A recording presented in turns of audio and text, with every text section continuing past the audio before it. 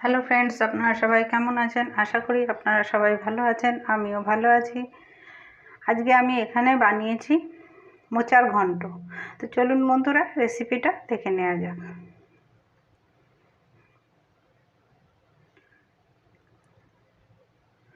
মোচার ঘন্ট খেতে কিন্তু দারুণ লাগে।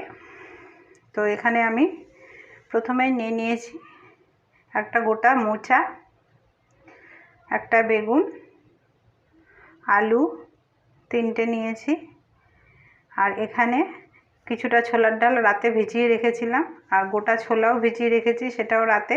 আর এখানে জিরে 1.5 চামচ ভিজিয়ে রেখেছি, বেটে নেব।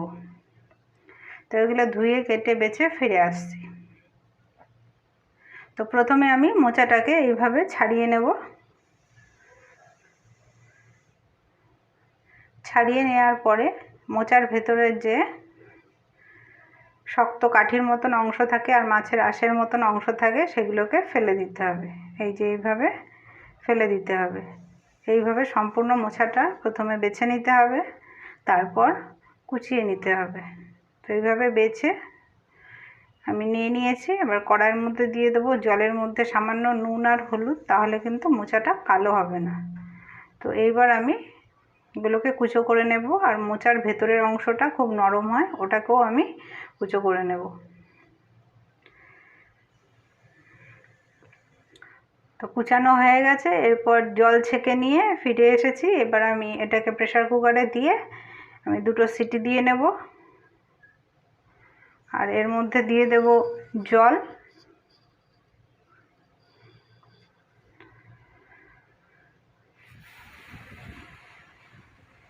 দিয়ে ঢাকনা দিয়ে গ্যাসটা ধরিয়ে গ্যাসে বসিয়ে সিটি দিয়ে নেব।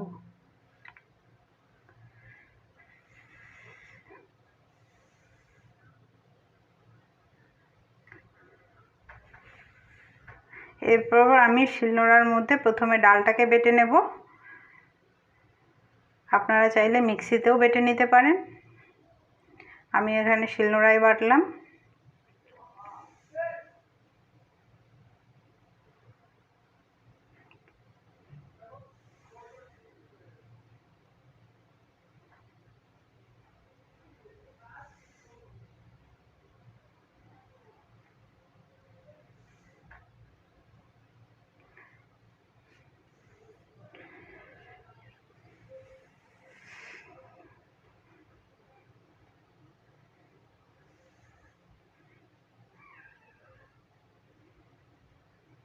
ডালটা বেটে নিয়েছি। এবার আমি ডালটাকে তুলে নেব। এরপর জিরেটাকে বেটে নেব। জিরেটা বাটার সময় 3টে কাঁচা লঙ্কা দিয়েছি।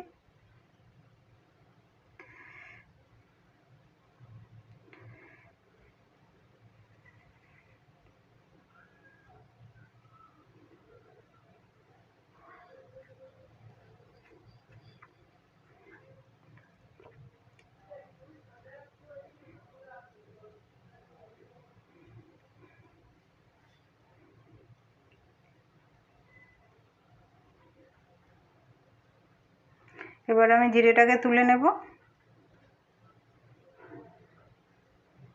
এবার আমি ডাল বাটাটার মধ্যে নুন আর হলুদ দিয়ে দেব, দিয়ে ভালো করে মাখিয়ে নেব। মাখিয়ে নিয়ে ছোট ছোট বড়ার আকারে ভেজে নেব।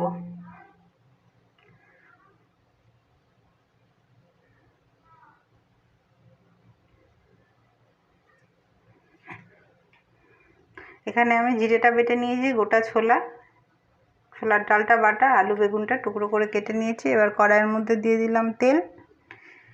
এবার বড়াগুলোকে দিয়ে দেবো।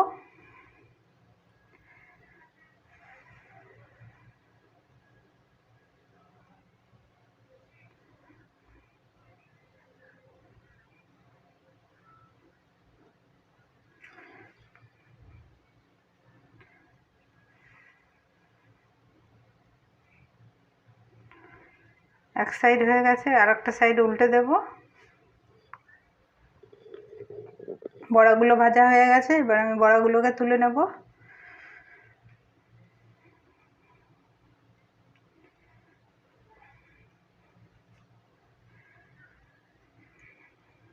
এবার আমি এই তেলের মধ্যে আলু বেগুন আর ছোলাটাকে একসাথে দিয়ে একটু ভেজে নেব।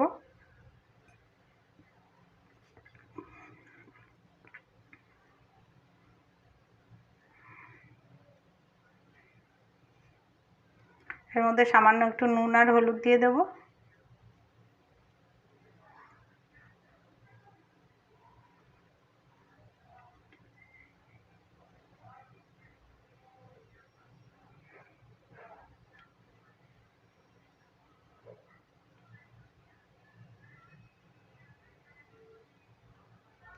ঢাকা দিয়ে দেবো 2 মিনিটের জন্য। 2 মিনিট পরে ফিরে এসেছি। সব কিছু বেশ ভালো মতন ভাজা হয়ে গেছে। এবার এগুলোকেও আমি তুলে নেব।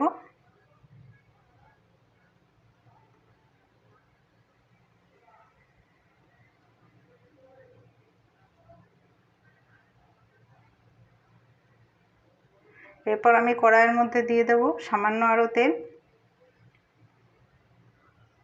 এরপর এর মধ্যে দিয়ে দেবো একটা শুকনো লঙ্কা ফোড়নের জন্য, সামান্য একটু গোটা জিরে আর 2টো তেজপাতা।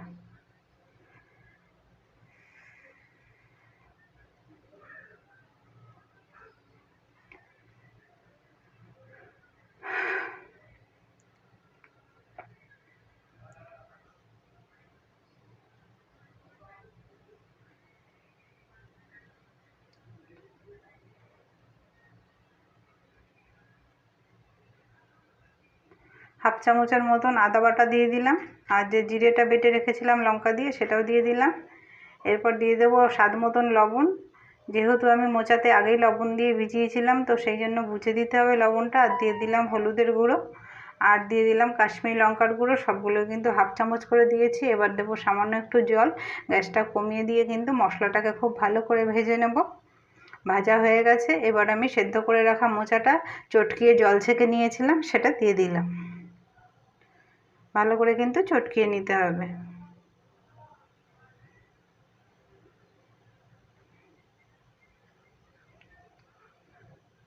এবার আমি মশলাটার সাথে ভালো করে মোচাটাকে ভেজে নেব।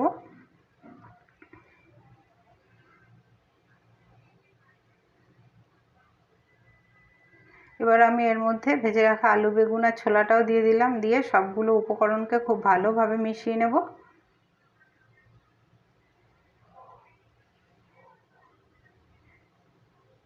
মেশানো হয়ে গেছে। এবার আমি এর মধ্যে দিয়ে দেব অল্প পরিমাণে জল, দিয়ে ঢাকা দিয়ে দেব।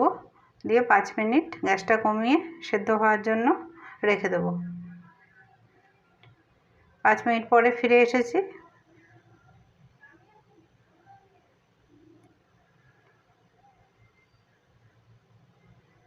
আলুটা মোটামুটি সেদ্ধ হয়ে গেছে।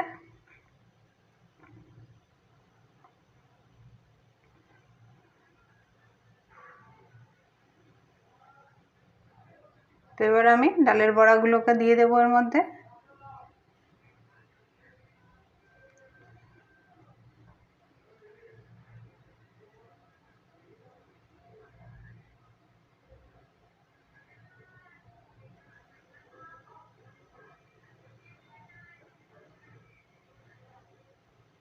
দিয়ে খুব ভালো করে নাড়াচাড়া করে নিতে হবে। 2 মিনিট ঢাকা দিয়ে রেখেছিলাম। 2 মিনিট পরে ফিরে এসেছি।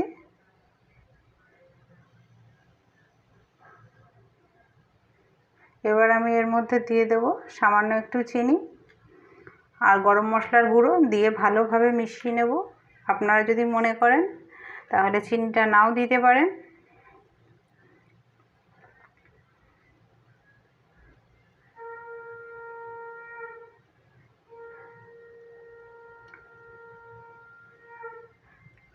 তারপর একটুখানি ঘি ছড়িয়ে দিয়ে নামিয়ে নিলেই তৈরি হয়ে যাবে দুর্দান্ত স্বাদের মোচার ঘন্ট। আপনারা কিন্তু একবার অবশ্যই এইভাবে বানিয়ে খেয়ে দেখবেন। আর ভিডিওটা ভালো লাগলে লাইক করে দিয়ে পাশে থাকার অনুরোধ রইল। আর কমেন্টের মাধ্যমে জানাবেন আপনারা কিভাবে মোচার ঘন্ট বানান। চিনিও দিয়ে দিলাম, গরম মশলার গুঁড়োও দিয়ে দিলাম। এবার সবগুলো খুব ভালো করে মিশিয়ে নেব।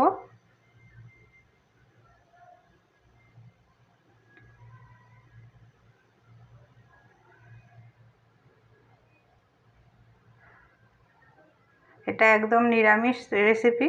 এবার একটু ঘি ছড়িয়ে দিলাম। ব্যাস, আজকের মতন এখানেই শেষ করলাম।